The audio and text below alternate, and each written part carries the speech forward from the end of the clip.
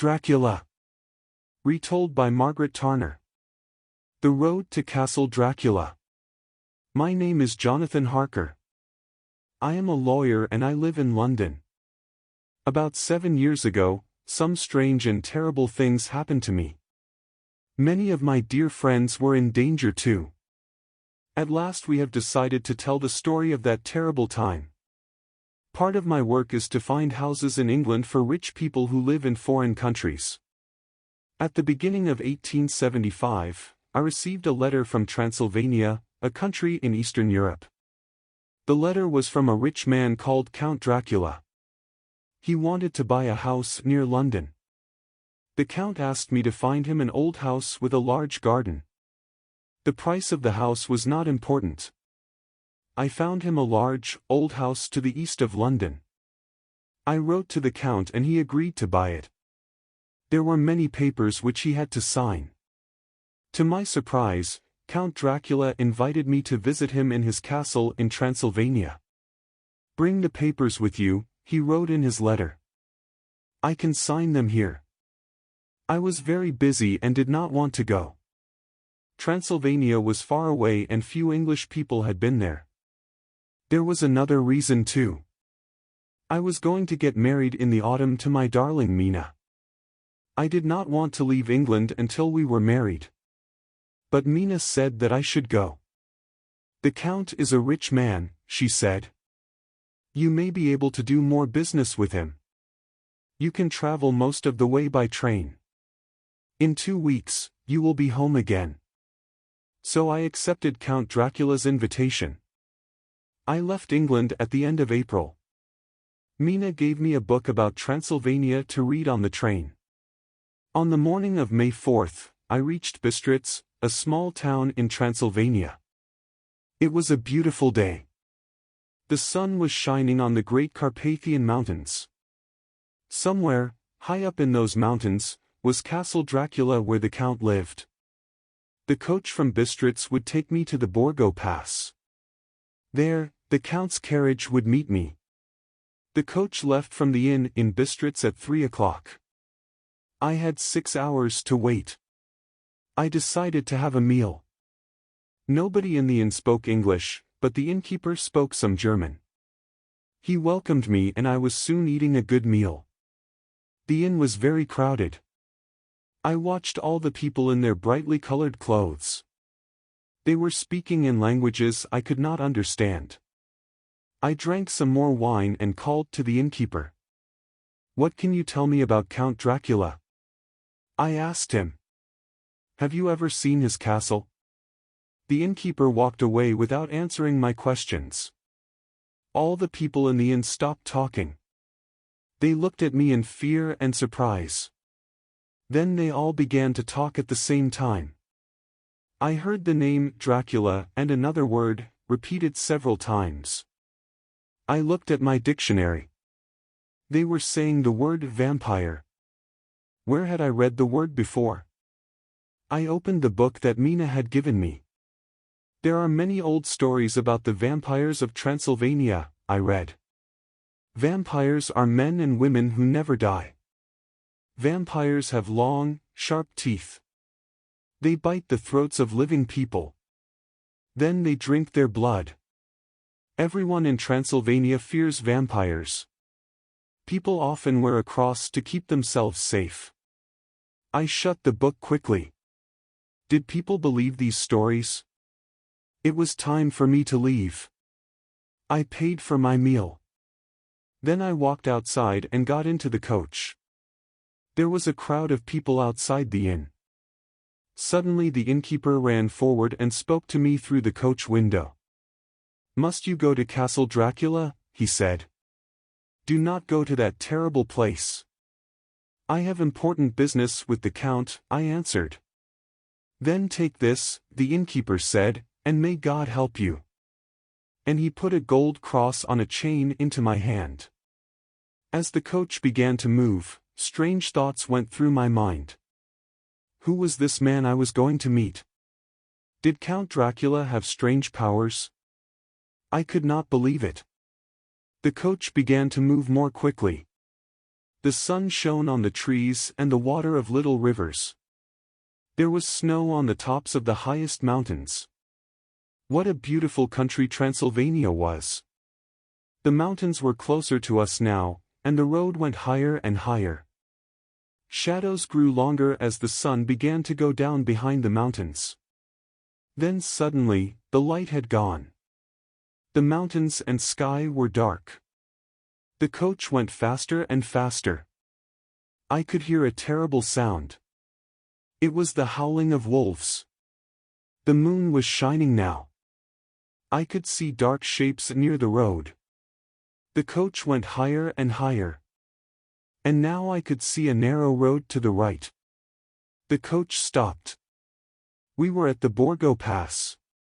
Down the narrow road came a small carriage, pulled by 4 black horses. As the carriage stopped, its driver shouted, "I have come from Castle Dracula." "Where is the Englishman?" "Here," I replied. The driver jumped down from the carriage. He took my bag and held me by the arm. In a moment, I was sitting beside him and the black horses were galloping up the narrow road. The driver wore a black cloak and his hat was pulled down over his face. The mountains were high black walls on both sides of us. We were going so fast that I had to hold on to the carriage with both hands. Black clouds covered the moon. The carriage had no lights and I could see nothing. Wolves howled all around us. The driver laughed. As the horses went faster, I closed my eyes in fear. Then suddenly, the journey was over. The driver pulled me down from the carriage. He threw my bag beside me. In a moment, the carriage and the driver had disappeared.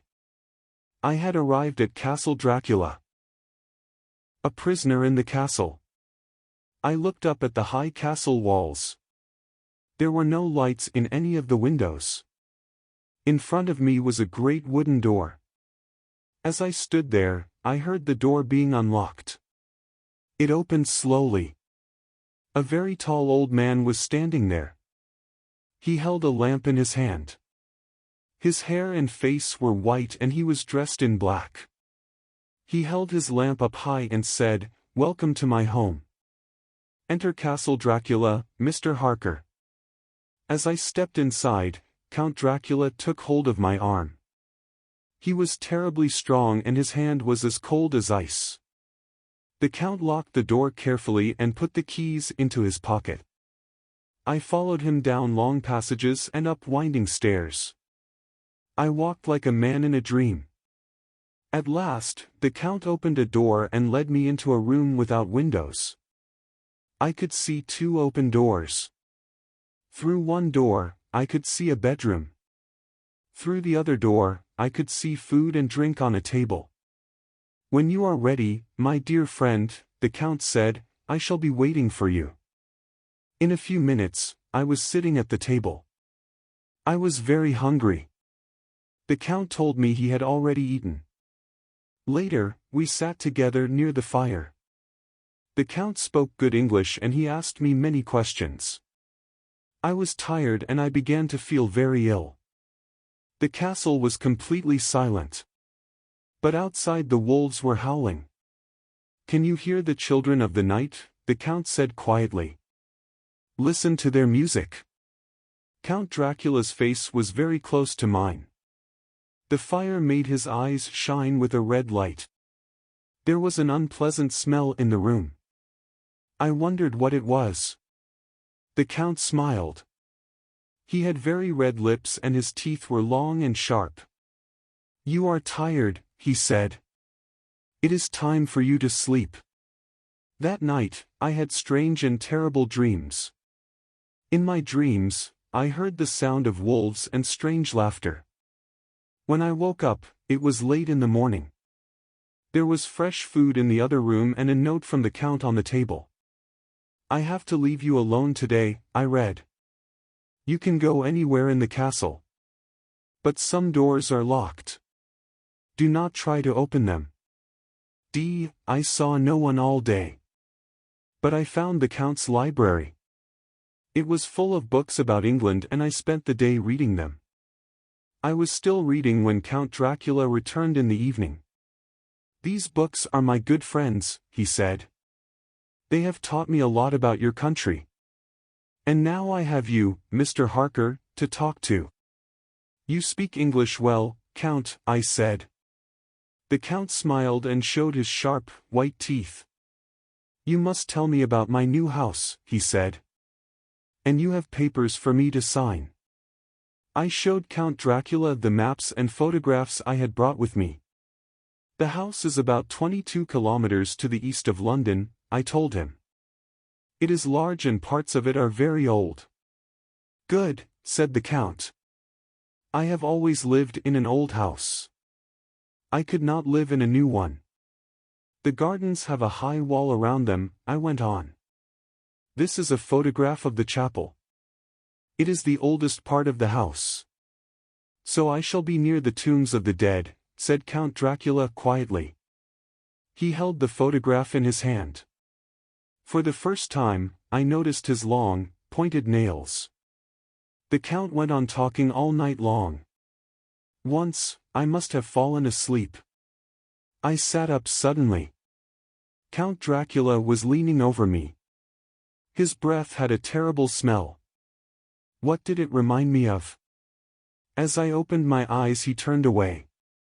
"Well, my friend," said Dracula, "we have been talking all night. You are tired.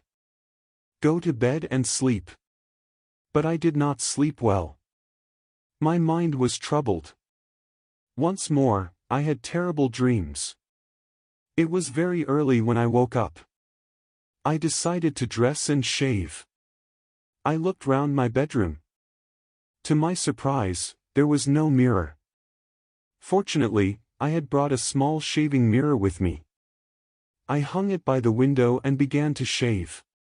"Good morning, my friend," said a voice behind me. I was so surprised that my razor slipped and I cut myself. I turned. There stood Count Dracula. He had come up behind me. Why had I not seen his face in my mirror? The Count saw the blood on my face. He made a strange sound and his hands moved towards my throat. His eyes shone with red fire. Then his hands touched the cross around my neck and the fire in his eyes disappeared. "Take care," he said. "It is dangerous to cut yourself in Castle Dracula. And this mirror is not needed here." As he spoke, he threw my mirror out of the open window.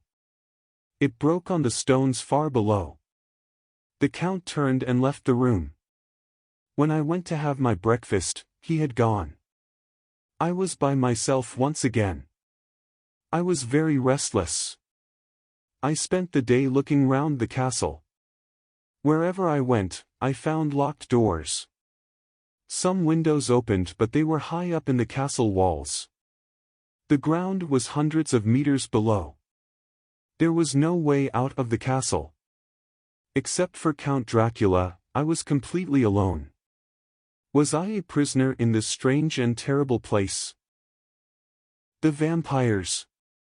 Time passed slowly. I always saw the Count at night. During the day, I sat in the library, reading a book. Sometimes I walked slowly through the long passages of the castle. The papers were signed and I was ready to leave. But Count Dracula would not let me go. Every evening, he asked me more questions about England. Every evening, I asked to leave. But he always smiled and would not answer. I was full of fear. The Count had a strange power over me which grew stronger every day. I could not think clearly. Would I ever escape from Castle Dracula? Then one day, I found a room with an unlocked door. As soon as I went into the room, I felt very tired. I lay down on a couch opposite the window. When I opened my eyes, it was getting dark. But the air was full of golden dust. It slowly changed into the shapes of 3 young women. They were very beautiful. I felt afraid of them and yet I wanted them to touch me. I wanted them to kiss me with their soft, red lips. My body felt heavy. I could not move. "Go on," one woman said to another, "you are the first. But he is young and strong. There will be kisses for us all." One of the women moved towards me. She smiled. Her teeth were sharp and white. I closed my eyes as she leant over me. I felt her long hair on my face. She made a strange sound and licked her red lips. Her sharp teeth touched my throat. "Now," I thought, now. "Kiss me, kiss me." There was a sudden shout. Count Dracula had come into the room and pulled the woman away from me. "Get back, he is mine." "How dare you touch him?" he cried. "Oh, you are cruel," said the woman, with a terrible laugh. "Have you never been in love?" "You know I have," the count replied. "That is why you are here. Wait a little longer, you will have your chance." I must have fainted. When I woke again, I was in my own room. It was daylight. The sun was shining brightly. I could see the gold cross on the table, where I had left it. It was now May 19th. I stayed near my room all day.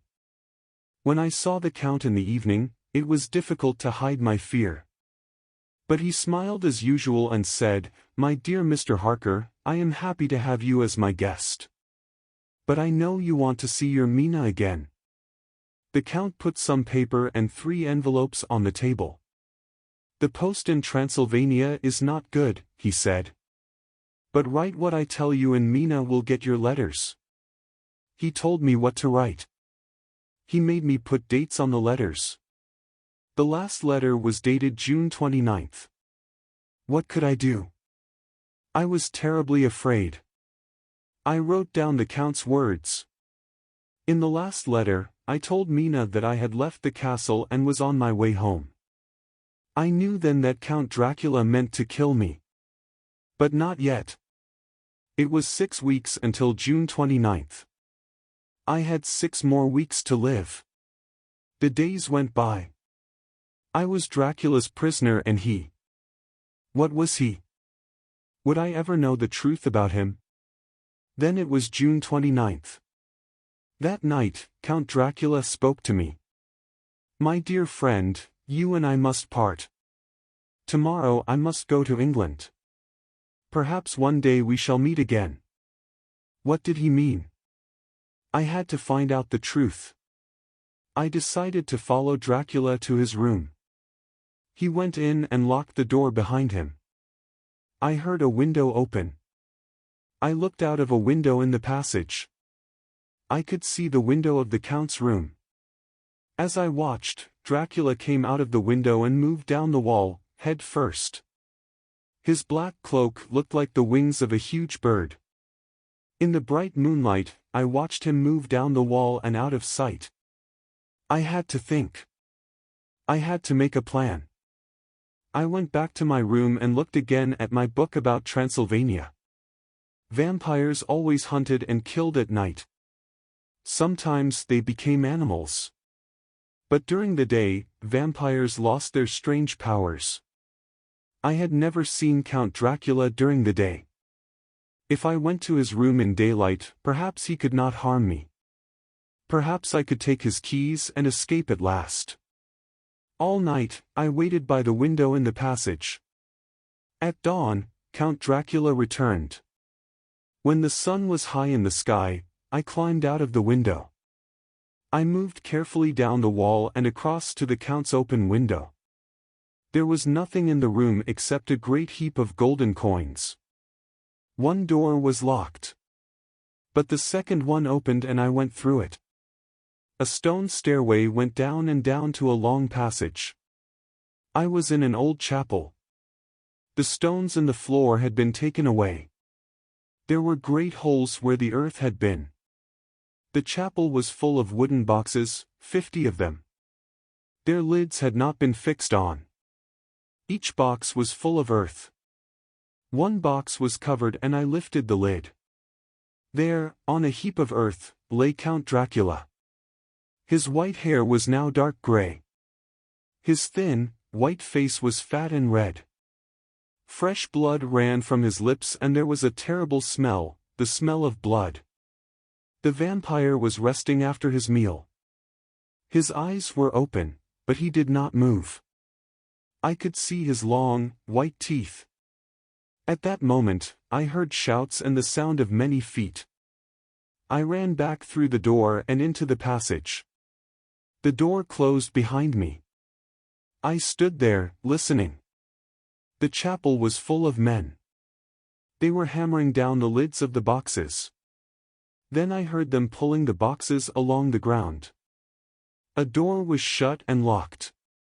Count Dracula was on his way to England and I was locked inside his castle. I ran down the passage, up the stone stairs and back to the Count's room. I put some of the gold coins in my pockets and ran to the open window. The ground was many meters below.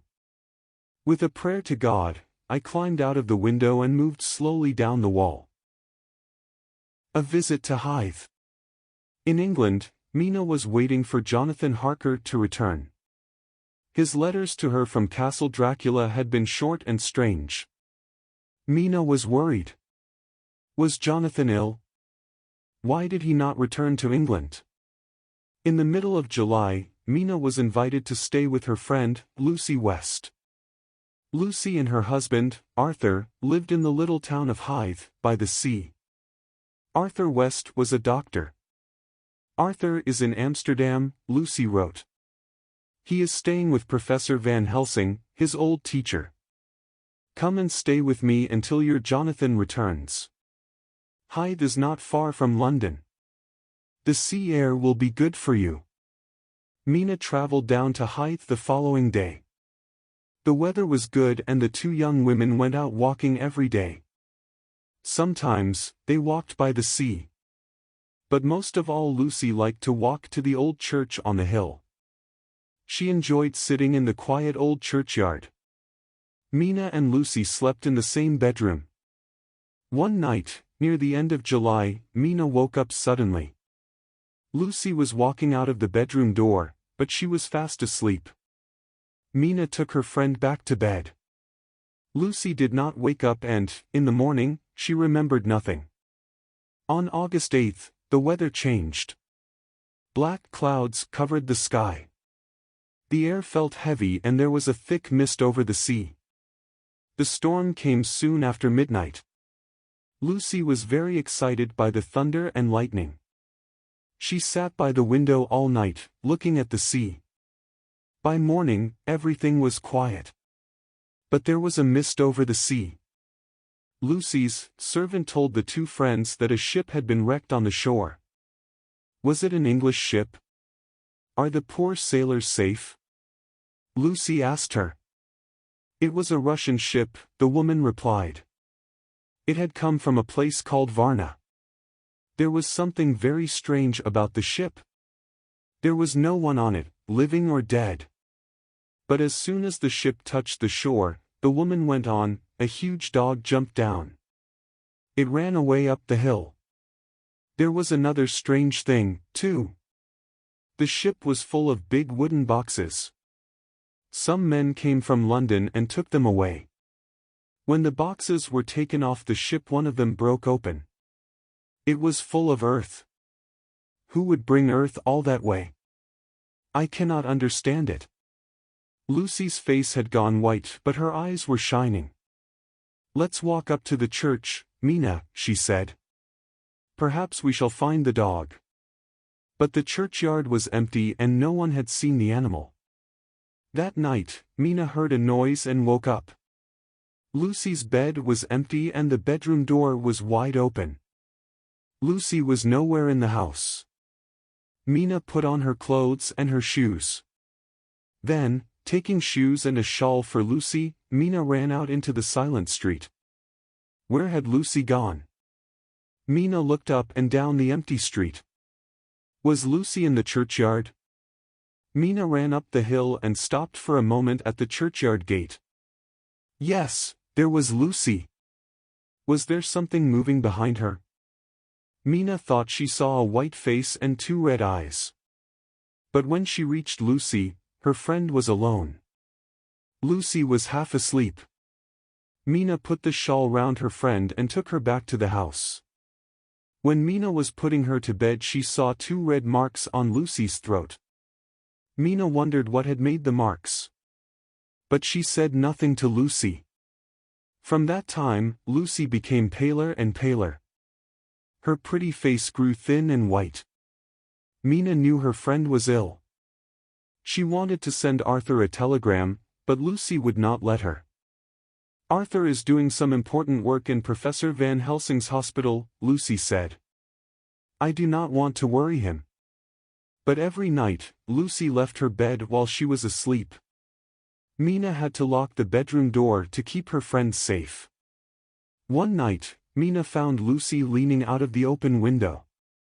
A huge, black bird was sitting beside her. When Mina moved near, the bird flew slowly away. Lucy was fast asleep, but she was holding her throat. The two marks were still there. They looked very red and painful. Then on August 19th, Mina received a letter from a hospital in Budapest. "Oh, Lucy!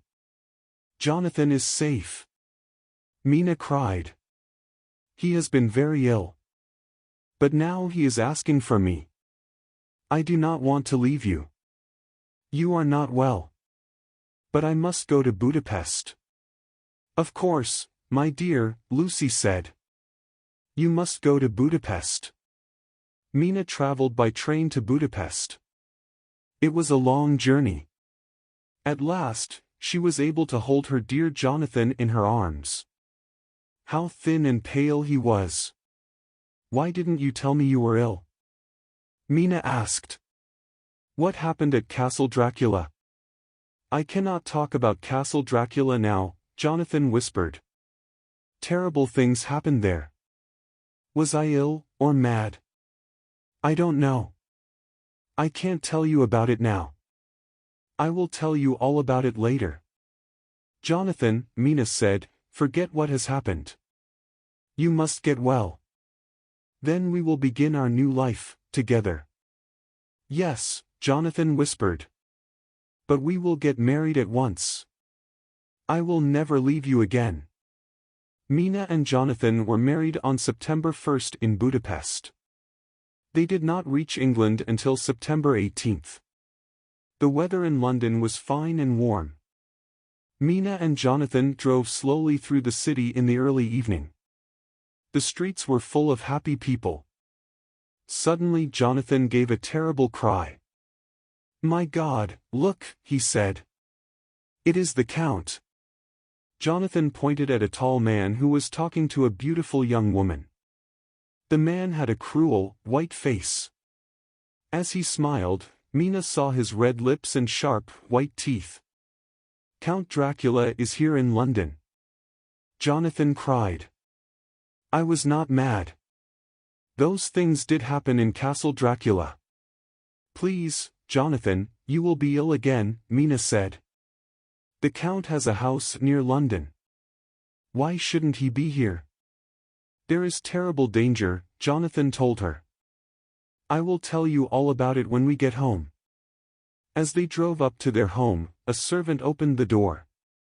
She held out a telegram. "This has just arrived, madam," she said. The telegram was from Dr. Arthur West, Lucy's husband. As Mina read it, her eyes filled with tears. The message was very short. "My dear wife is dead. She was buried yesterday." "Arthur. Lucy dead?" "I can't believe it," Jonathan said quietly. "How did it happen?" "Arthur must come and stay with us," Mina said. "I'll send him a telegram at once." That night, Jonathan told Mina all about Castle Dracula. He told her the terrible things that had happened there. And now Count Dracula was in England. What was he planning to do? How Lucy died. When Arthur West arrived at the Harkes home, he was dressed all in black. His face was pale and sad. The three friends had many things to talk about. After dinner, Mina spoke to him quietly. "Arthur, dear, Lucy's death has been a great shock to us both. Can you tell us how she died?" "I returned from Amsterdam about a week after you left Hythe," Arthur replied. "By that time, Lucy was very ill. Her face was pale and she was very thin. I examined her, but I could not find anything wrong." "Was Lucy still leaving her bed at night? Was she still walking in her sleep?" Mina asked. "Yes," Arthur said. "And she began to have strange dreams. She saw red eyes and golden dust moving in the air." "Golden dust?" Jonathan repeated slowly. "Is the Count at work already?" "Go on, Arthur, I will tell you my story later." "The dreams worried me," Arthur went on. "I sent a telegram to Professor Van Helsing in Amsterdam. He came to Hythe immediately. When Van Helsing arrived, Lucy was too ill to get out of bed," Arthur told his friends. "Van Helsing examined her with great care. He told me that Lucy had lost a lot of blood. She needed a blood transfusion to save her life. I told the professor to take the blood from me." "Oh God," Jonathan said quietly. "Were there any marks on Lucy's throat, small, red marks?" Arthur looked very surprised. "Yes, there were." "How did you know?" he said. "The marks worried the professor very much." "Did the blood help Lucy?" Mina asked. "Yes, she looked better at once," Arthur replied. "And she had a quiet night. In the morning she was well and happy. Van Helsing visited her and brought lots of garlic plants." "Then the professor knew," Jonathan said quietly. "Knew what?" Arthur asked. "The garlic had a very strong smell. But Van Helsing put it all round our bedroom. Then he twisted some of the white flowers together and put them around Lucy's neck." "Why didn't the garlic keep Lucy safe?" Jonathan said. "I cannot understand it." Arthur told his friends the rest of the story.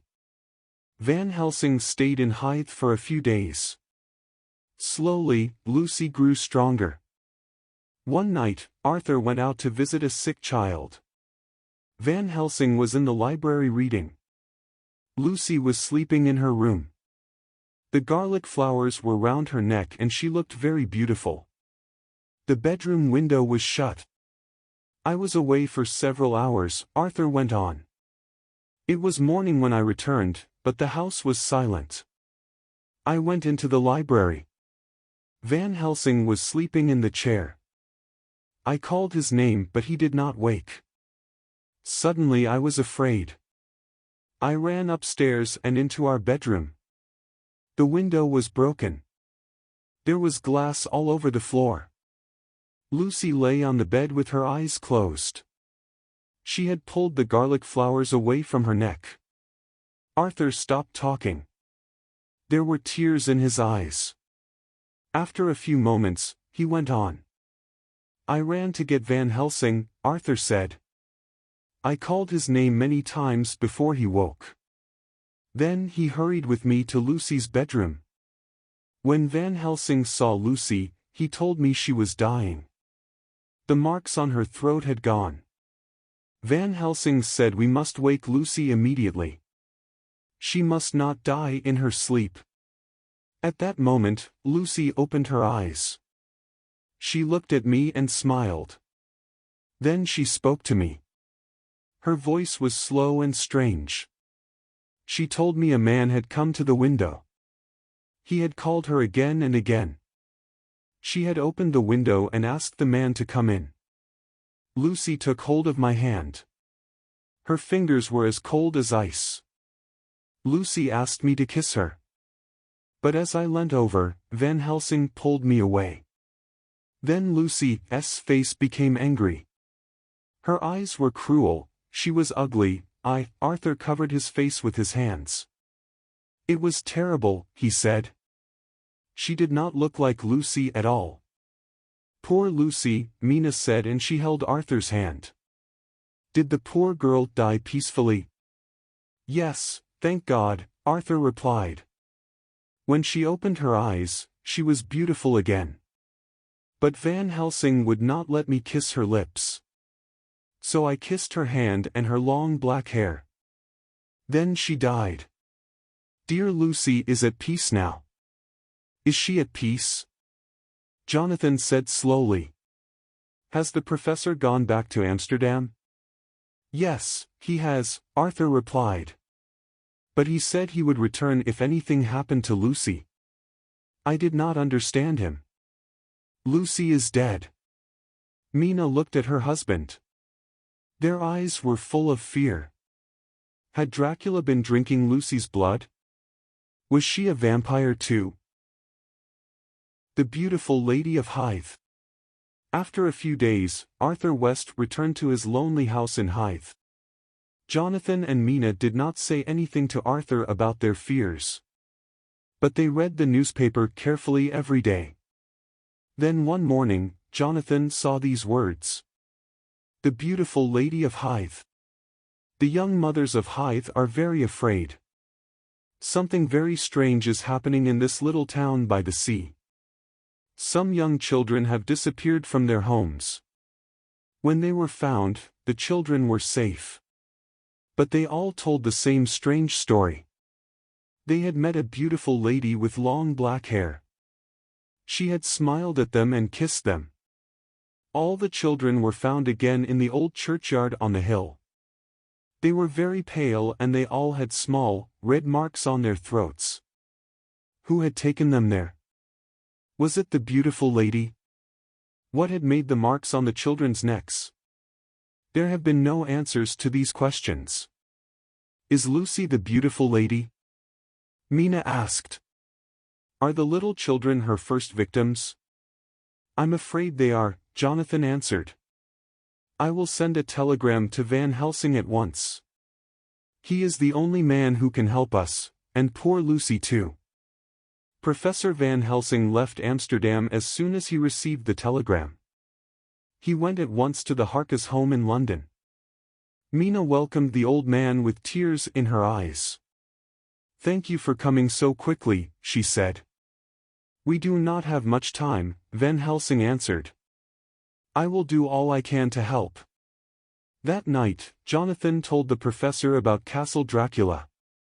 The professor asked many questions. You were lucky to get away from Castle Dracula, the professor said at last. Vampires have terrible powers. Count Dracula is the most powerful of them all. And I helped him to come to England, Jonathan whispered. What does he plan to do here? Can we stop him? Let me tell you all I know about vampires, Van Helsing answered. I have studied their history and read many books about them. Some vampires are hundreds of years old. They live on blood, which they take from living people. But vampires stay alive after they have been buried. Their victims die when they have lost all their blood. Then they become vampires too. That is what happened to poor Lucy, Mina said sadly. How can we help her? Is there anything we can do? We have to do 3 things to stop the vampire, Van Helsing replied. First we must open Lucy's coffin. Then we must hammer a sharp piece of wood through her heart. Lastly her head must be cut off. Then she can rest forever. Dear Lucy, how terrible, Mina said quietly. How can we tell poor Arthur? We must go to Hythe at once, Mina, the old professor said. We must help Lucy as quickly as we can. We all loved her. We are the only ones who can help her. I shall be happy to help, Jonathan said quietly. After we have helped Lucy, we must fight the Count himself, the professor said. No one in England is safe until the greatest vampire of all is destroyed. The 3 friends left immediately for Hythe. They told Arthur that Lucy had become a vampire. At first he was very angry. But Jonathan told Arthur what had happened at Castle Dracula. Then Arthur knew that their terrible story was true. Arthur, Jonathan and Van Helsing went to the churchyard late that night. Lucy West had been buried in the family vault in the churchyard. The professor was carrying a large bag. Arthur opened the vault with his key. The three men stood quietly round Lucy's coffin. "Look carefully," the professor said. "The vault has not been opened since Lucy's funeral, has it? Now, watch." Then, with a long piece of iron, Van Helsing began to open Lucy's coffin. "There," he said as he lifted the lid. At first, Arthur did not want to look. Lucy had been dead for nearly 2 weeks. Then he gave a terrible cry. "My God! The coffin is empty," he shouted. "Where is my wife?" "I can answer that," Jonathan said quietly. "Lucy needs blood. She is looking for another victim." "It is true," Van Helsing said. "Let us wait in the churchyard for Lucy to come back." They left the vault and Arthur locked it again. Van Helsing led them to a dark part of the churchyard. They waited. The time passed very slowly. Then, in the moonlight, they saw something white move towards Lucy's vault. Arthur gave a cry and stepped forward. "My God, it is Lucy," he shouted. The thing turned its head and looked straight at them. The moon was very bright and the three friends could see everything clearly. What they saw filled them with fear. Yes, it was Lucy. Her face and long, dark hair looked the same. But the eyes shone with a terrible red light. Blood was running from her red lips onto her white dress. She smiled and they could see her sharp, white teeth. "Arthur, my love, come to me," she whispered. She held out her hands and walked towards him. "Come to me now, and never, never leave me." Arthur took another step forward. Lucy opened out her arms to hold him. Van Helsing ran in front of Arthur and held up a large cross. When Lucy saw the cross, she stopped smiling. Her face became cruel and angry. She made a noise like an animal and ran towards the vault. It was shut and locked, but the vampire disappeared inside. "Oh, God! Was that terrible thing my Lucy?" Arthur cried. "That is not the dear woman you loved," Van Helsing told him. "It is the vampire that is using her body. But if we are strong, we can help Lucy to rest peacefully. Give me my bag, Jonathan." They entered the vault again. It was almost dawn. When Van Helsing opened the coffin, they saw the vampire. Her eyes were open and she smiled at them. It was a terrible smile. Van Helsing opened his bag. He took out a long, sharp stake and a hammer. Then he looked at Arthur. "I shall hold the stake and point it at her heart," the professor said. "Then, as we pray, hammer it down."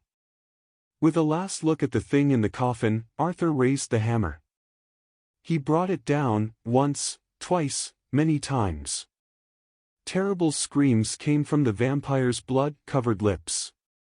The white dress became red as the stake went into Lucy's body. They all prayed. At last, the thing in the coffin stopped moving. Arthur dropped the hammer and almost fainted. "Look," Van Helsing said, "now she is at peace." There, in the coffin, lay Lucy. She was dead and at peace. All the blood had gone and there was a beautiful smile on her face. "Now you can kiss your wife," Van Helsing said. Arthur kissed Lucy once on the lips. Then he turned and left the vault. Van Helsing and Jonathan worked together. They cut off Lucy's head.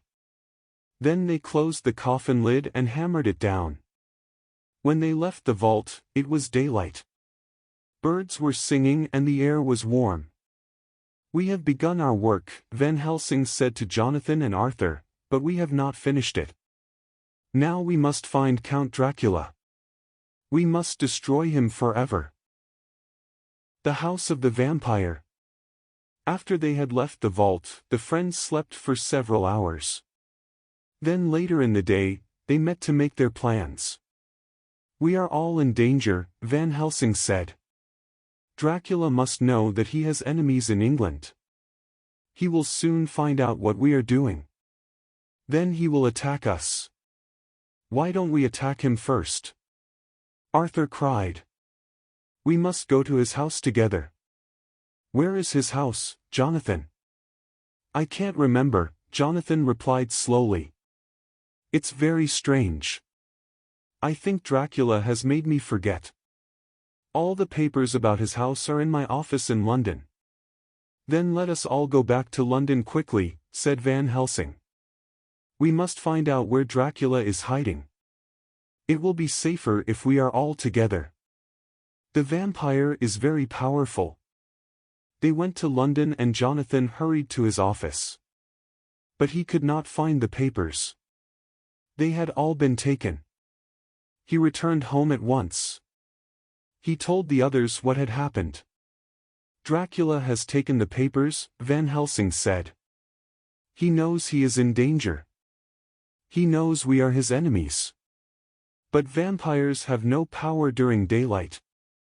In daylight, Dracula rests in one of the boxes from Transylvania. They must be in his house. But where is his house? Mina cried. The old professor thought for a moment. Then he looked at Jonathan carefully. If you agree, I shall hypnotize you, he said. Then you may remember where Dracula's house is. Yes, I agree, Jonathan said. Do what you can, Professor. I am ready. Van Helsing sat opposite Jonathan and spoke to him quietly. The young man's eyes closed. He began to breathe more slowly. Count Dracula has a house near London. Where is it, Jonathan? The professor asked. Jonathan answered in a slow, clear voice. The Count is living to the east of London, he said. His house is very big and very old. There is a high wall round it. How did you get there, Jonathan? Asked Van Helsing. The nearest railway station is about a mile away from the house. What is the name of the station, Jonathan? Van Helsing asked. It is difficult to remember. There is a mist in front of my eyes. Now the mist is going. The name is Purfleet. The mist is coming back, a golden mist. I can see red eyes, they are looking for me. Wake up, Jonathan, the professor said quickly. Jonathan opened his eyes. You were in danger, Van Helsing said. Dracula knew what I was doing. We do not have much time. What shall we do? Arthur asked. We must get into Dracula's house and look for the boxes of earth, Van Helsing replied. You must stay here, Mina. Don't leave the house. Dracula is not far away. Remember what happened to Lucy. We cannot leave Mina here on her own. Jonathan cried. She will be safe, the professor said. No vampire can enter a house unless he is invited in. Lucy walked in her sleep and Dracula met her in the churchyard. Stay in the house, Mina, and you will be safe. The three men left the Harkas house in the afternoon. The things they needed were in their bags. They went by train. When they reached Purfleet station, the professor asked a few questions. A man at the station was able to answer them. A tall, dark stranger had bought a big house not far from the station. Later, 50 huge boxes had been sent to the house. The stranger was living there alone. The three friends were sure that the stranger was Dracula. Very soon they were on the road to the house. As they walked, they became more and more tired. At last, they reached the old house. But the daylight had almost gone. Van Helsing looked at his friends.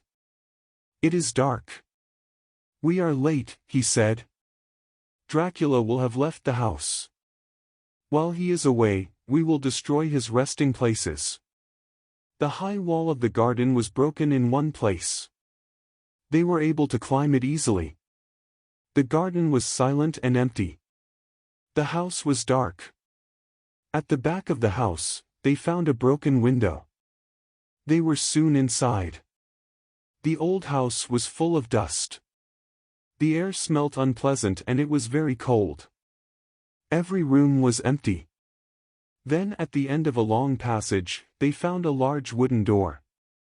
The key was in the lock and Van Helsing turned it slowly. There was a terrible smell that reminded Jonathan of Castle Dracula. "This place smells of blood," Arthur West whispered. As he held up his lamp, rats ran away from the light. Some steps went down to the old chapel.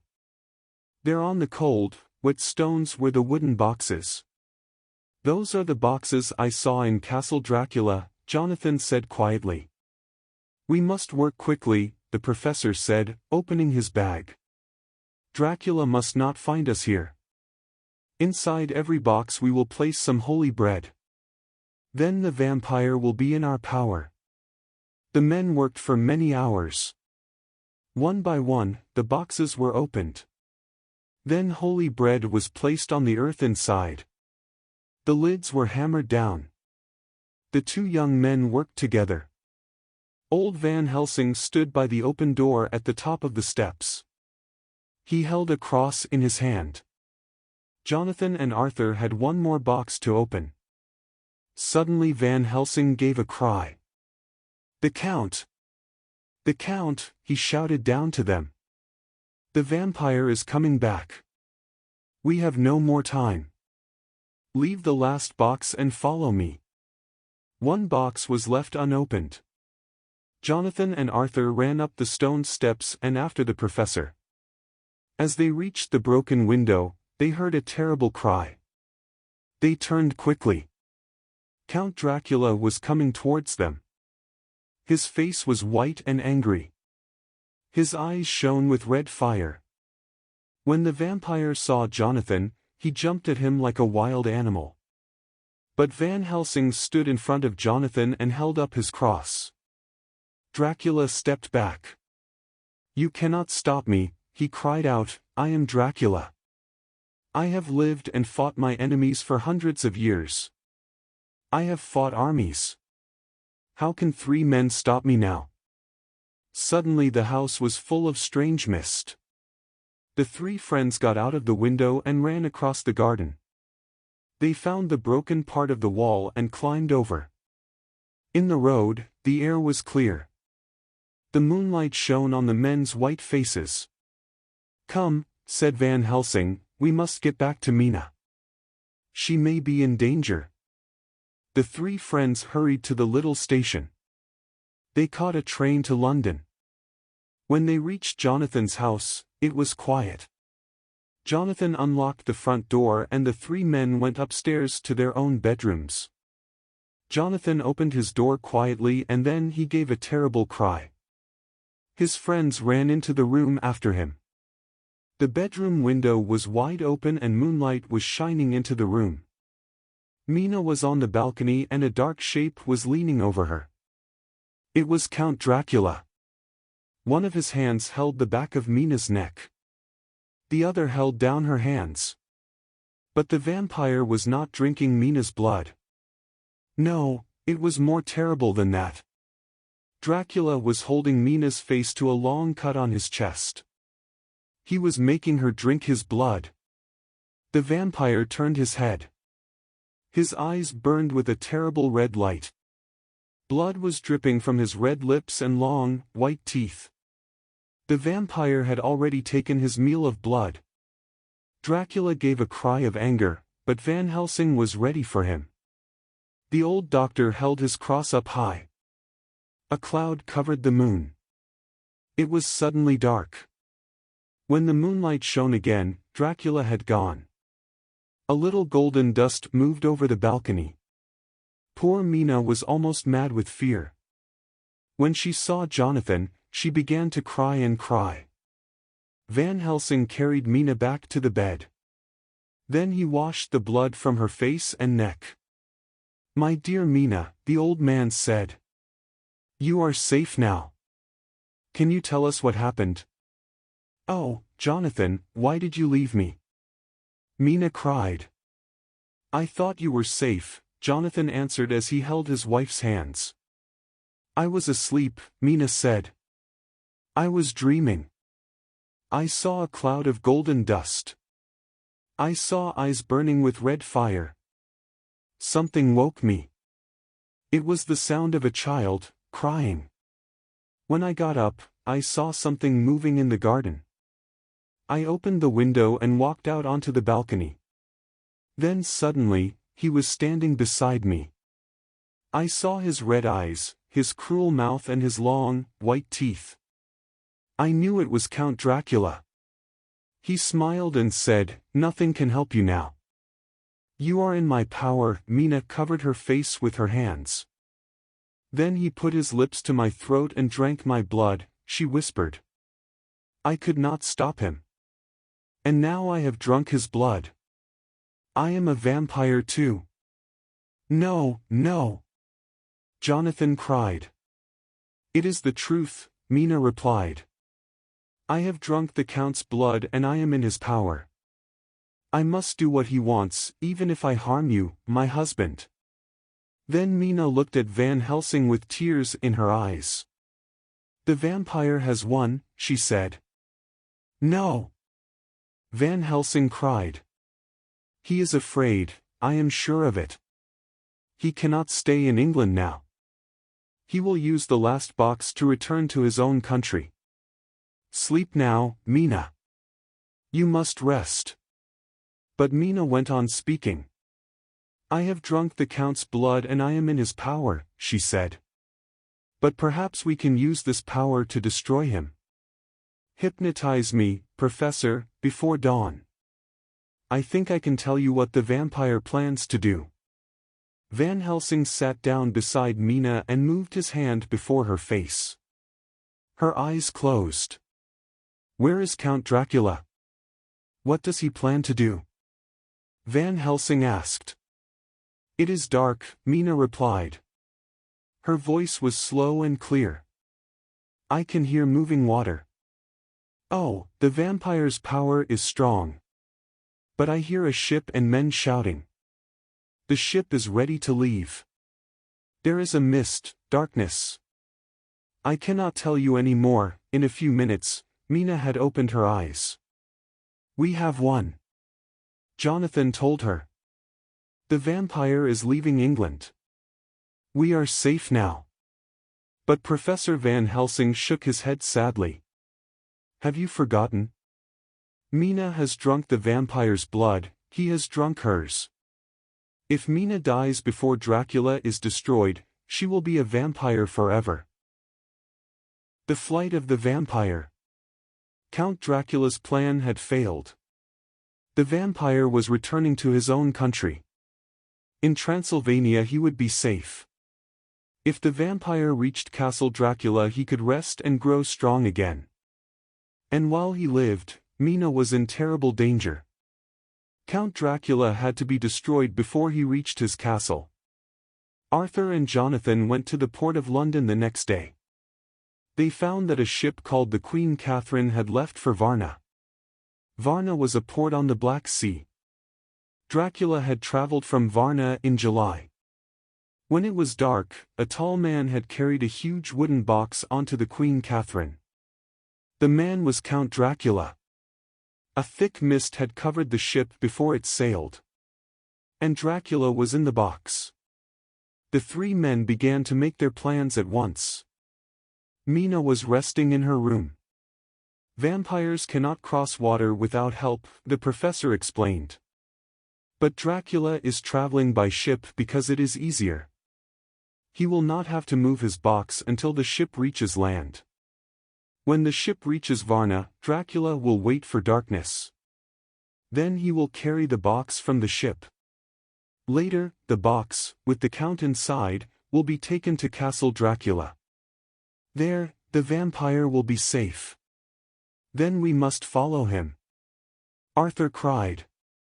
We must. Van Helsing held up his hand. Before we decide what to do, he said, I have something to tell you. Mina must not know our plans. Why not? Jonathan cried angrily. Dracula has harmed her most of all. But the vampire has power over Mina, the professor replied. Perhaps he knows what she is thinking. Anything we tell her, he will know. No one spoke. Van Helsing and Arthur looked at their friend sadly. You are right. Jonathan said at last. I will not tell Mina anything. Then let us follow Dracula, Arthur said. I have money. We could hire a small, fast ship and no, we must follow Dracula by land, Van Helsing replied. He will make the ship go quickly. But the ship will take 2 weeks to reach Varna. By land, we can get there in a few days. So we shall be waiting for him when he reaches Varna, Jonathan said. No, not you, Jonathan, Van Helsing said. You must stay here and look after Mina. As he spoke, the door opened. Mina stood there. Her face was pale.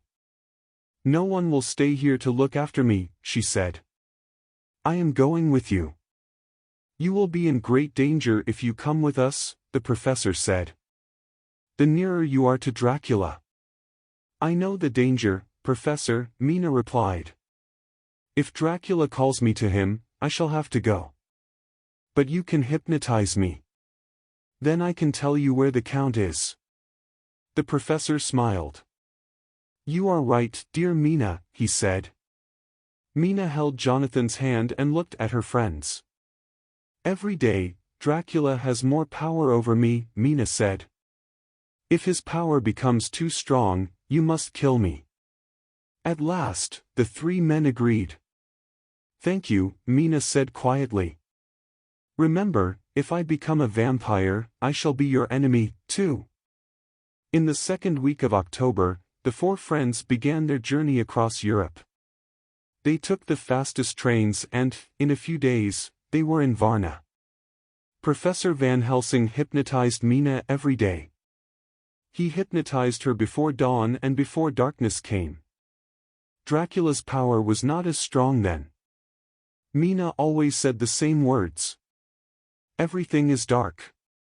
I can hear the wind. I hear the sound of moving water. So the friends knew that Dracula had not left the ship. They stayed in Varna waiting for news. More than a week passed. Every day, Arthur went to the port. He asked if the Queen Catherine had arrived. Then at last news came. When Arthur told the others, his face was white. The Queen Catherine arrived at Galatz, at 1 o'clock today, he said. My God! What shall we do? Jonathan cried. Where is Galatz? Mina looked at her map. Galatz is a port on the river Danube, she said. It is more than 200 kilometers away. We must get a ship, Arthur said. But Jonathan did not agree. I think we should go by train, he said. What will Dracula do? Mina asked slowly. Will he go to Castle Dracula by water or by land? It is nearly sunset, she went on. Professor, hypnotize me. I shall tell you what I can. Van Helsing did as Mina asked. At first she could not answer his questions. But at last she spoke. I hear the sound of water. The water is moving fast. I hear birds singing. It is dark, dark. I cannot tell you any more. His power is too strong. The return to Castle Dracula. The friends took 2 days to reach Galatz. They were nearer to Dracula now. Mina was pale and ill. Sometimes she could not answer Van Helsing's questions. The professor took Mina to a hotel to rest. Arthur and Jonathan tried to get news of Dracula. They soon returned. Dracula's box was on a fast boat. The vampire was traveling up the river Hythe. The river Hythe went high up into the Carpathian Mountains. Castle Dracula was 20 kilometers from the river. We must stop Dracula before he reaches the castle, Van Helsing told them. In his tomb, the vampire will be safe. And then Mina will be in his power forever. We must go up the river after him, Jonathan said quickly. You and Arthur must do that, the professor replied. Mina and I will go by land to Castle Dracula. We will get there before the vampire. I will put holy bread in Dracula's tomb. On October 23, Mina and Van Helsing went by train to Veresti. At Veresti, the professor bought a small carriage and 4 fast horses. It was winter and it was very cold. Wolves were near and they howled day and night. Professor Van Helsing hypnotized Mina every day. She always said the same words. It is dark. It is dark. I can hear fast-moving water. Mina slept all day and Van Helsing could not wake her. But as soon as night came, she woke up. The professor was afraid. Mina was pale and thin. Her face was changing. She was becoming more and more like a vampire. Would Mina die before Dracula could be destroyed? When they crossed the high mountains, snow was falling. At Bistritz, Van Helsing bought new horses. They reached the Borgo Pass early in the afternoon. On the right was the narrow road to Castle Dracula. The tall mountains were covered with snow. The strong wind moved the snow in the air. The howling wolves were closer now. Had Dracula sent them? The old professor was not afraid. He drove up the narrow road until it was dark. That night, Mina was very excited. Her eyes shone brightly but she would not eat. Every day Dracula's power was stronger. The professor had made a fire. He took some of the holy bread and broke it into pieces. Then he placed the pieces in a circle on the ground around Mina. Mina was watching Van Helsing carefully. She did not move. Her face went white. Come closer to the fire, the professor said. Mina stood up, walked a few steps and stopped. She could not move out of the circle. Van Helsing covered Mina and himself with thick cloaks. Wolves howled. But Mina and Van Helsing were safe inside the circle. The snow went on falling. It moved round and round in the wind. And then there was mist and snow. As the mist moved in the wind, it changed into 3 beautiful women. They were the 3 vampires that Jonathan had seen in Castle Dracula. The vampires laughed and called to Mina from outside the circle. Come, sister, come, they cried. You are like us now. But Mina turned away and the vampires could not enter the circle. They called to Mina all night. But when the dawn came, the beautiful women changed back into mist. Mina slept. In the morning, the 4 horses were dead. Van Helsing made the fire as big as he could. He left Mina sleeping inside the circle. Then the old professor started to walk up the narrow road to Castle Dracula. The snow was very deep and the wind blew into the professor's face. His bag was heavy. He was cold and afraid. He felt the vampire's power around him. Castle Dracula looked black against the white mountains. Van Helsing went on. At last, he reached the terrible building. When he came to the chapel door it was wide open. But the air inside smelled terrible and he could not breathe. The chapel was full of old tombs. One tomb was bigger than the others. On it was written the name Dracula. When Van Helsing opened the tomb, he saw it was empty. The professor opened his bag. He took out some holy bread. He put the bread inside the tomb and closed the lid. The vampire would never enter it again. Then Van Helsing found the tombs of the 3 women vampires. They looked very beautiful. Their eyes were open and they smiled at him. The old professor looked at them for a moment. But then he remembered Lucy. He took sharp stakes and hammered them through the vampires' hearts. How they screamed as he hammered down the stakes. But when the professor cut off their heads, the vampires changed. There was nothing in the tombs but dust. Then Van Helsing left that terrible place. Slowly he walked down the road to Mina. "My husband is near," Mina called out. "Quickly, I must go to Jonathan." The snow had stopped falling. The air was clear and cold. It was almost sunset and the sun was red in the sky. To the north, Castle Dracula was a great, black shape on the side of the mountain. Far below them, the river Sereth was black against the snow. They could see a narrow, winding road which went up the side of the mountain. Along this road, a cart was moving quickly. On the cart was a huge wooden box. Dracula was returning to his castle. Professor Van Helsing put his arm around Mina, but she was not afraid. "Look," she whispered. Behind the cart were 2 men on horses. "It is Jonathan and Arthur," Mina cried. "And they are moving faster than the cart." "The sun is going down behind the mountains," Van Helsing said. "Dracula must be destroyed before the light has gone." Jonathan and Arthur were galloping faster and faster. Their shadows were long and black on the snow. At last, the 2 friends reached the cart. The driver tried to hit Arthur, but Jonathan pulled the man down from the cart. They fought together for a moment and then the man ran off, shouting with fear. The black shadows had grown longer now. The light had almost gone. Was there time to destroy the vampire? Jonathan jumped onto the cart. He pushed the huge wooden box down onto the snow. The box broke open. There lay Count Dracula. The last light of the sun shone onto the Count's cruel face. Jonathan's long, sharp stake was above Dracula's heart. As the stake went through the vampire's body, Dracula gave a terrible cry.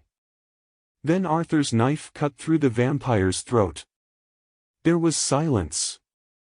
But there was no blood on the snow. Count Dracula's body was a heap of dust. Mina ran down the road and Jonathan took his dear wife in his arms. The vampire was dead. The years of blood and fear were over.